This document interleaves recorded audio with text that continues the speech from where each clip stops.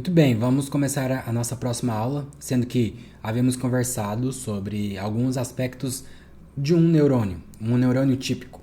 Aqui o que você enxerga é uma célula de Purkinje, é um tipo de célula do cérebro, tudo bem? Ela fica localizada no córtex cerebelar. Abaixo você consegue perceber um outro tipo de célula. Um fato interessante e importante é que, embora os neurônios possuam formas e formatos diferentes, todos eles têm características em comum, como esse que você está vendo aqui nas duas imagens.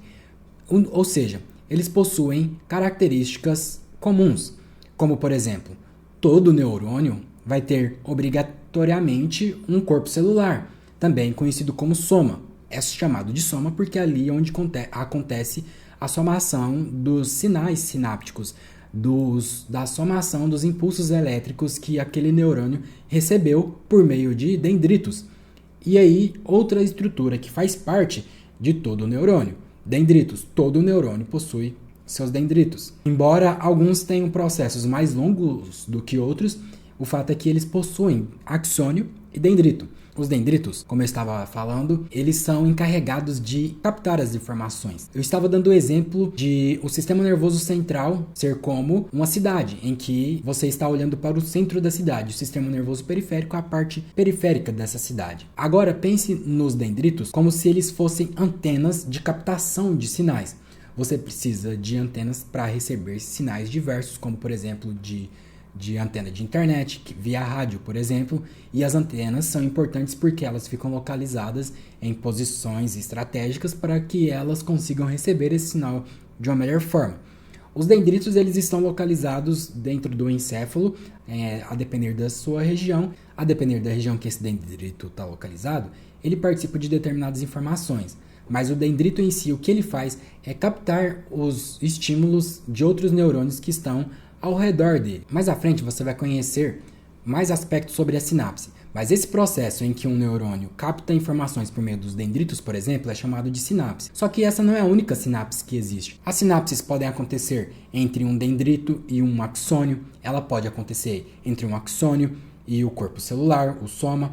Ela pode acontecer entre o soma e o dendrito. O tipo de sinapse mais comum é aquela que envolve um axônio, o botão sináptico do axônio, e um dendrito. Então, ganha o nome de sinapse axodendrítica. Mas existem outros tipos também, tudo bem? E eu estava falando aqui também dos axônios, não é mesmo? Pois bem, o axônio é a parte do neurônio que vai enviar a informação para a célula seguinte. Depois de o dendrito ter feito uma conexão com algum outro neurônio, essa informação chega ao corpo celular, onde lá a informação vai ser processada. E a seguir, quando o neurônio vai disparar um potencial de ação, ou seja, ele vai pegar esse sinal que ele recebeu e transmitir para outra célula, ele é feito por meio do axônio. Então, a corrente elétrica que é originada de uma pré-sinapse, nós chamamos, porque veio de um neurônio anterior, ela chega ao corpo celular e se atingir as características fundamentais para que uma sinapse, para que um potencial de ação seja disparado, então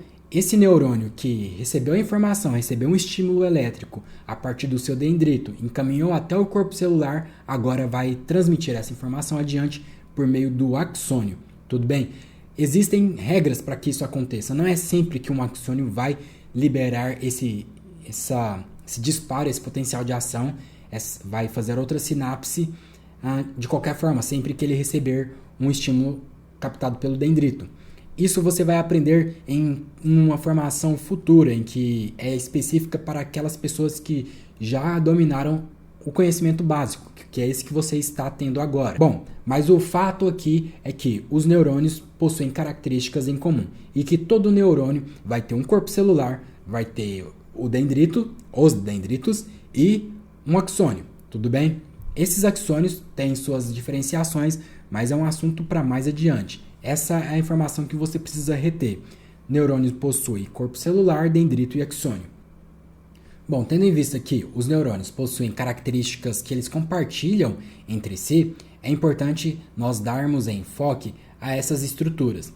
Por exemplo, o corpo celular ou soma.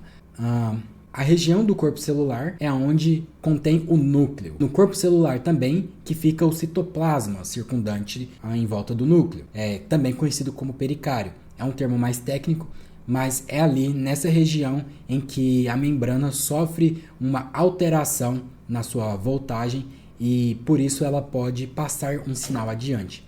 Mas o núcleo da célula fica nessa região do neurônio chamada de corpo celular. É a região central e maior em termos de volume concentrado. Um axônio, por exemplo, pode sair da medula e alcançar até mais de 1 metro, a depender do tamanho da pessoa, não é mesmo? Então, o axônio pode chegar a longos comprimentos, mas em comparação ao restante, por exemplo, comparado ao axônio ou ao corpo celular. E nós sabemos que o núcleo é de grande importância para a célula, porque é no núcleo que fica o material genético da célula, ou seja, o DNA, que é a sigla em inglês para ácido desoxirribonucleico. Esse DNA que fica lá no núcleo do neurônio é responsável por codificar as instruções para a síntese de proteínas específicas e para a regulação de todas as funções celulares, a respiração celular, a transmissão de impulsos elétricos, o tipo de disparo que esse neurônio vai acontecer, que esse neurônio vai executar.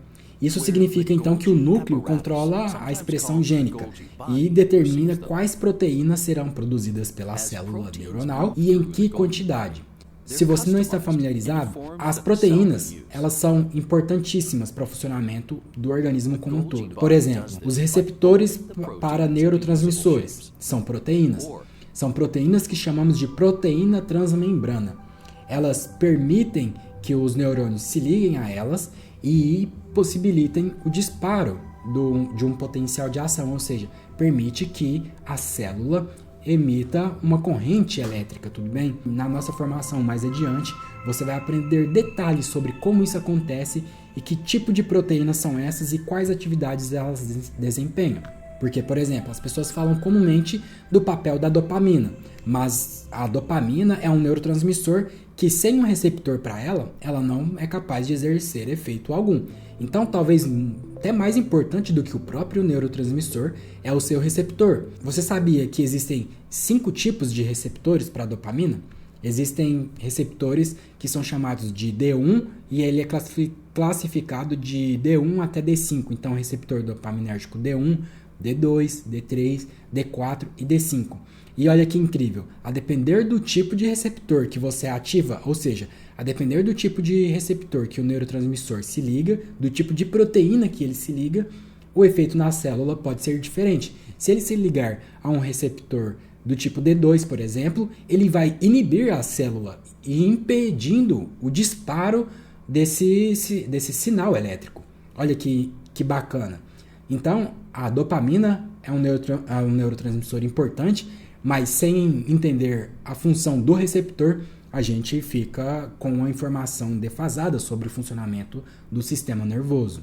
Bom, mas voltando aqui para o núcleo. Além disso, tudo que eu falei, o núcleo desempenha um papel muito importante na manutenção da integridade do genoma da célula. Porque ele garante a transmissão correta das informações genéticas durante a divisão celular e a síntese de novas proteínas essenciais para as funções neuronais. Ou seja, os neurônios precisam se multiplicar.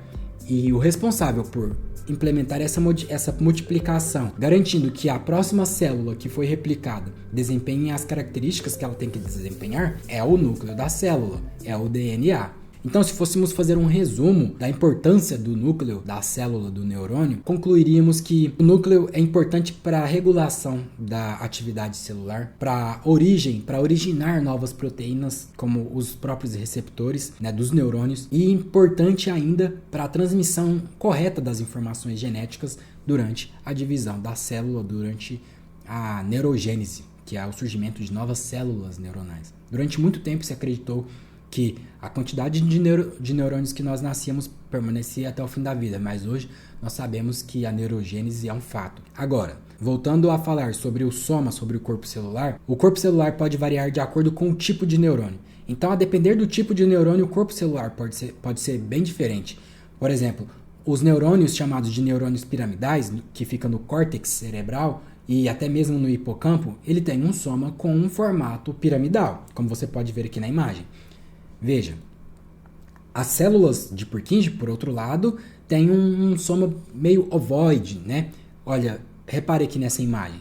Certos neurônios chamados de multipolares, eles são pequenos e residem em regiões como o córtex cerebral, o córtex cerebelar, o hipocampo, e o corpo celular dele tem um formato granular. Neurônios no complexo palidal, por exemplo, têm um soma chamado de fusiforme. E os motoneurônios, que ficam na medula espinal, têm um soma, né, um corpo celular em formato meio estelar, ou chamado de multipolar também, por causa das suas ramificações. Essas variações da forma do corpo celular reflete naquilo que nós chamamos de diversidade morfológica dos neurônios do sistema nervoso. Quando nós falamos de morfológica, nós estamos nos referindo à forma do neurônio, à forma estrutural do neurônio. E um aspecto interessante é que a partir do estudo da morfologia, nós somos capazes de identificar que tipo de célula desempenha determinada função a partir do estudo da morfologia.